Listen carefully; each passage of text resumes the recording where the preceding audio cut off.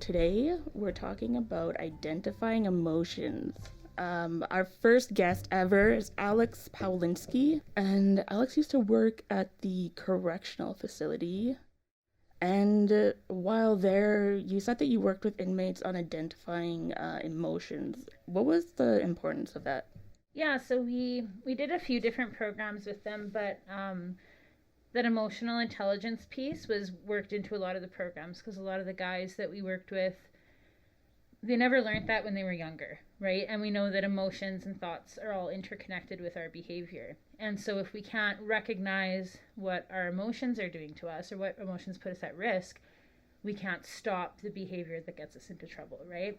So a lot of the guys that we worked with, they had never learned how to say, I'm feeling this, or how to even identify or express their emotions. And instead, they would just act out the things that they felt. Um, so it was really important to learn how to like slow that process down and kind of create space between what was going on and what their behaviors were. And so it was part of like the rehabilitative programming that we did with them. And it was integrated into most of the programs. Do you think that the inability to identify emotions often comes from not allowing yourself to feel emotions? I think so. Like, I think, in our society, there's certain emotions that we see as acceptable. Um, there's emotions that we're more comfortable with, right? Like happiness, everyone wants to see people happy. Sadness is an emotion that makes people really uncomfortable. When we see someone else that's sad or when we're sad, it's uncomfortable for people. So a lot of people, they don't want to know people are sad. They don't want to show that they're sad. They don't want to make people uncomfortable. And then when we're dealing with the male population in our society, it's acceptable to be angry, and it's almost expected for men to express themselves through that anger. And so I think what happens is as they grow up, they're socialized to express their emotions in that way, and so they use anger as a mask to cover up those emotions and essentially block what they're feeling, and they replace it with that anger. And so we did a lot of work around that, about talking about using anger as a mask and how we use it, because again, we're more comfortable with it. We're comfortable, a lot more comfortable when people are angry than if somebody's crying. And they use it to protect themselves, and it's an acceptable emotion for men. And so a lot of guys that I worked with would share that, I'd always ask them if the feeling that they identified was angry in a situation.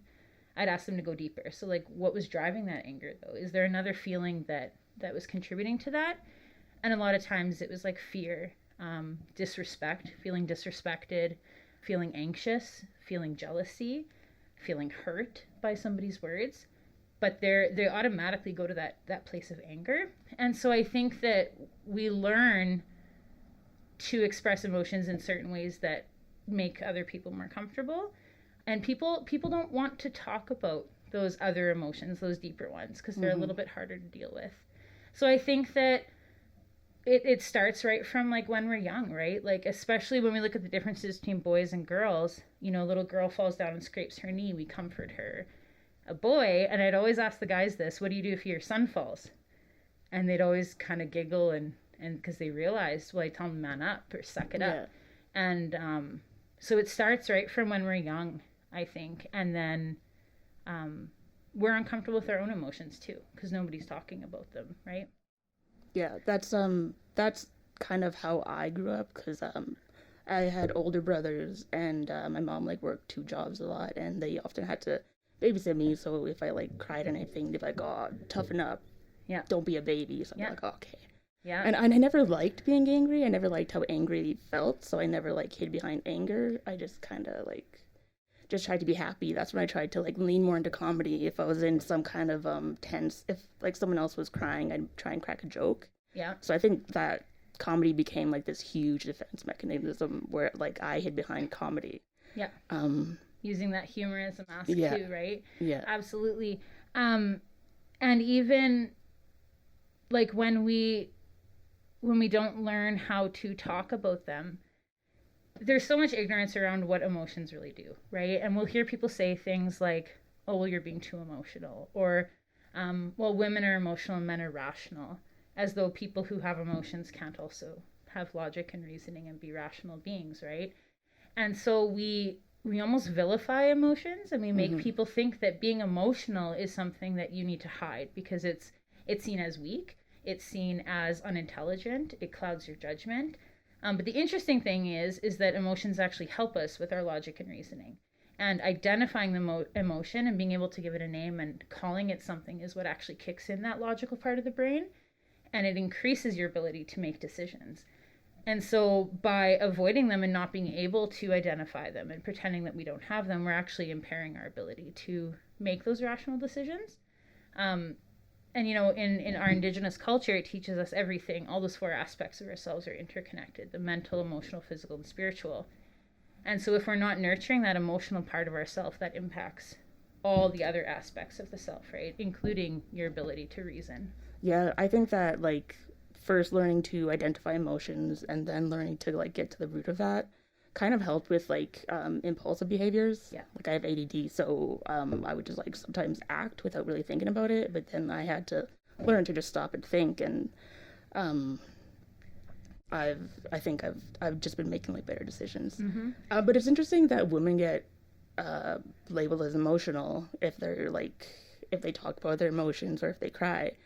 And if a man is, like, angry a lot, he won't be, but anger is an emotion, so yeah.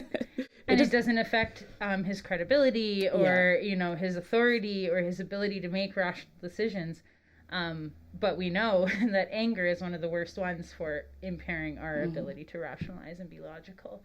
But you're absolutely right. Like, when we can stop and just, like, focus on what we're feeling in that moment, it just gives space between the trigger or what you're experiencing and then that decision of your behavior. There's been research about how when you do stop and actually give a name to what you're experiencing, it frames the experience in a way that your logical part of your brain can kick in, and it can actually help. Because when we have our emotions running wild, that's like our primitive part of our brain, that fight or flight is kicking in, and there's no thinking that happens there. So there has to be something that gets you out of that simply emotional state to kickstart that logical part. And something as simple as saying, I'm feeling frustrated, is able to do that. So with the guys, what we would do, and I do this with my kids, I do this with myself, like, the first thing that I always notice is, like, I have a physical reaction in a situation. Maybe it's my heart is racing, or I feel my face get flushed. And those are, like, cues, like warning signs that you're experiencing some type of emotion. And that should be, like, you use that as, like, an alarm going off to be like, whoa, I need to slow down. I can feel my heart racing. And then it helps to just even identify what happened to make you feel that way, right? To properly frame what you're going through and giving that a name, and then being able to decide what to do. Because in those 3 steps, you're slowing that brain down and you're kicking in that logic and reasoning. And like you said, it helps with that self-control and kicking in the thinking part of the brain that helps us actually take control over our behavior. Instead of just reacting to things, we actually get the chance to, like, choose to respond instead of just always reacting to what's going on around us. So after, like, teaching inmates about emotions and how to identify them, was there a difference in their behavior? Absolutely. So, you know, and it's habit, right? Like, I worked with guys ranging from 18 to, like, in their 80s. And so you have, like, decades of habits that you're trying to undo in a matter of 7 weeks. But the way that we did it, like, they had to practice these skills every single day, and then they'd come back and they'd report on their homework. And a lot of them, like, we'd have guys who were in, like, a lot of incidents that would result in them being moved to different parts of the jail and stuff, who were able to be successful through the program because they were given tools of how to manage the things that they were going through. So it impacted their institutional behavior, but it also had an effect on, like, their interpersonal relationships, both in the jail and with their families back home. Part of what we taught them to do was not only how to identify their emotions, but then also how to give feedback to other people and to share that with others about what's actually going on. And it made, again, it just gave them that space, right, of being able to stop and realize, okay, you know what, I'm feeling disrespected or I'm feeling hurt. But in reality, is this big of a deal? Do I really want to make this a huge problem? So it let them take control over their behavior. And, like, not every single guy that we worked with ended up being incident free during the program or anything like that. But it at least gave them that option and put them in a position where they had a little bit more control over the choices that they were going to make. And all the time, like my favorite lesson was the knowing your feelings lesson. And what we would get them to do is I would assign them each an emotion, and they had to draw what did that feel like in their body when they experienced that. And it was so hard for them. And even for me, like to draw happiness. Yeah. What does happiness actually feel like? Like that, it's hard to define. And so we'd always have really great discussions around that. But at the end of the lesson, the guys would always say, like, man, I wish I learned this when I was younger. Like, I really wish that I knew this stuff. And it showed me that they understood the value of that. And so we talk a lot about the opportunity they had now. You know, a lot of them are fathers, and being able to teach that to their children, especially their boys. So they definitely saw value in it, and we saw that change in their behavior for sure. That's so interesting, and like it's kind of frustrating to hear that people say that they wish they knew that when they were younger, because they just didn't get that chance. Did you notice any like reduction in the stigma of others showing emotion? Were they still like kind of guarded around others, like their friends, like other inmates? Oh yeah, like the environment that I worked really hard at creating a very different environment in our program room than what existed in the jail, right? And it was really challenging because there's so many kind of unwritten rules, and it's got its own culture in there, especially between the guys. And so, but the cool thing was seeing, you know, grown men, because we would do one-on-one counseling as well if they needed, and people who were like in their 40s being like, I've never talked about these things, or I've never been able to sit here and cry about this. And it almost gave them permission, right? And the norms that we had created within our program did not allow for people to be ridiculed for whatever emotion they were sharing. And so I always expected them to, you know, give me like surface level things, like I got frustrated during a card game, right? But so many of them really saw that opportunity to grow, and they saw the impact it was having. And it was so cool sitting with like a group of men and listening to them talk about feeling hurt. I was feeling jealous. I was feeling disrespected, and actually naming their emotions and talking about it, being afraid. That was a big one that I was always so proud when they could recognize fear, right? That drove a lot of their angry behavior. And so I would say, like, in the program itself, it definitely changed the stigma, but as soon as they walked out those doors, they needed to survive, right? So that culture definitely kind of took over. But a lot of them shared conversations they were having with their families back home. They were excited to share the skills with other people, and we'd always have to caution them, like, just because you're at this place doesn't mean that your partner and your brother and your mom all want to hear everything you're learning and, you know, implement it themselves, because they just get so excited because they felt like it was this missing piece, right? And they had a choice now. But the stigma was definitely still there. But they could talk about that. They could talk about that toxic masculinity and that show and that front that they had to put on, which I was always really, really happy and felt really grateful to be able to sit with them and hear that perspective. It sounds kind of like therapy, where you walk into a therapist's office and you sit down and you feel like not only do you have kind of permission to talk about emotions or your problems, but like you're expected to. Yeah. And kind of knowing that this person wants to hear that. Yeah. I don't think anyone really feels that very often. I mean, I don't want to go, like, someone will say, oh, you can reach out to me anytime, and I'm like, can I though? Yeah, but I don't want to burden you, right? Yeah, like there's all of that. Yeah, exactly. I've had people say, like, you can message me anytime, and then I try to, and like they don't respond, or they might respond like way later. Then it feels like a burden, or like they don't understand, and I feel like I'm too complex, and it's like, oh, maybe I shouldn't be open, maybe I should stop doing this and go back to like hiding, and that's what this whole podcast and everything is about. Exactly, like having those norms and those environments where it is safe to share, right? And that it kind of takes that pressure away. But there's the healthy pressure, like you said, of like there's an expectation that you're going to do this, so you know you're not going to inconvenience anyone or shock people. So yeah, I think that's really important, is having those spaces, especially for men, right? Yeah. And I also feel like I'm better at receiving other people's emotional burden. If I'm like feeling down or depressed and someone messages me, then I'll still try and help them. I'm not just like gonna brush them off. Yeah. I don't feel as awkward because I'm a very like awkward person. I used to be super awkward if someone was like crying, but now that I allow myself to cry, Yeah. and I see it more as like a stress Yeah. reliever than like some emotional breakdown. It's a bit easier. Still a bit awkward because I don't like to touch people a lot, and I don't like to be touched when I'm crying. Can someone hug them for me? Yeah. They're crying. I don't know if other people want to be hugged. When I'm crying, I'm like, just leave me alone. Don't look at me. Let me get this all out. You know, and that's so true though about tears. Like, okay, when we're happy, we laugh, right?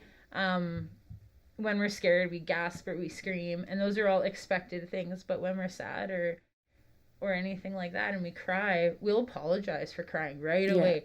Like, we'll be saying something super sad and you'll start tearing up, and instantly people are like, oh, I'm so sorry. But I don't think, well, okay, no, I have apologized for laughing when it's maybe been inappropriate, but like when we're sharing humor and laughter with people and happiness, we don't apologize for it. It's appropriate. But we don't do that with tears, right? And it was actually at a ceremony once, another woman was talking about how she was up defending her master's thesis to the panel, and she started crying, and she had said, you know, I'm done apologizing for crying, and I wear my heart on my sleeve. And that's something that she's had to feel like she's had to control and mask a lot throughout her life, and it's undermined her intelligence and her ability to be rational and her credibility. But she said, I've now realized this is my gift. My ability to so truly, honestly, and rawly feel my feelings is a true gift and a blessing that I have, and a lot of people don't have this, and I won't apologize for it anymore. And I remember being like, sitting there and being like, oh my gosh, that's me. Like, I'm a super emotional person, and well, we're all emotional people, but I express my emotions a lot. I'll cry very easily, and so I chose then too. I was like, I'm not going to apologize for crying anymore, and I'm not going to worry about if I'm in a meeting and somebody shares a super touching story and it makes me tear up. I'm not going to be ashamed of that, and that it is a gift, and it's something that I do feel grateful for, is my ability to, and the privilege of learning this stuff when I was younger, right? Like I remember learning, my parents talked to me about mental health my whole life growing up, talking about the way that our thinking affects our emotions and how we can take control of that thinking and affect the way that we're feeling about a situation. And so I'm really grateful that I had those opportunities, but I always felt like I had to apologize for it, and it was a flaw of mine. It was totally seen as a flaw.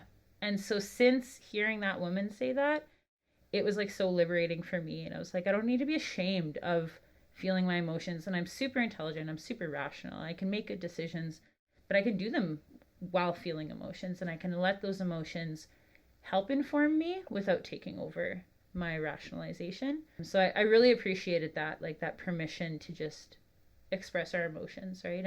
And realizing how much that actually fights the stigma too. The more that we live openly, the more it helps other people see that that's a choice too. And I feel like being more open emotionally kind of opens you up to more happiness. Yeah. As well as like other emotions. I mean, there used to be a time when like, it's like I couldn't cry. Even if I was like by myself reading a sad book or like watching a sad TV show or movie, I'd be like, I could feel myself tearing up, wanting to cry, but it's like I couldn't. Yeah. And then I opened up more emotionally, more and more. And now when I see something that's super cute, I'm just like, oh my God, my eyes tear up and I start crying. The happiness, the joy that I feel, the love that I feel, almost like at all times, not really directed at anyone. It's kind of like, I don't know, divine. Yeah. Like it just, like I understand the universe more in a way. I could go get all deep and whatnot. Well, there's a whole like level of experience that we as human beings get to have. And if we're like rejecting our emotions, we're limiting that experience, right? And emotions and the way we feel about things gives us meaning, like for so many things we do based on emotion. And the point about like not being able to cry, you know, we think that I'm strong if I get through it without crying. My daughter the other day was, well, I thought I could do it without crying, and I've been holding it back all day, but she was having such a bad day, and I'd pulled her aside and what's going on with you? And that's what she shared with me. She shared what she was going through and that she was trying to make it through it without crying.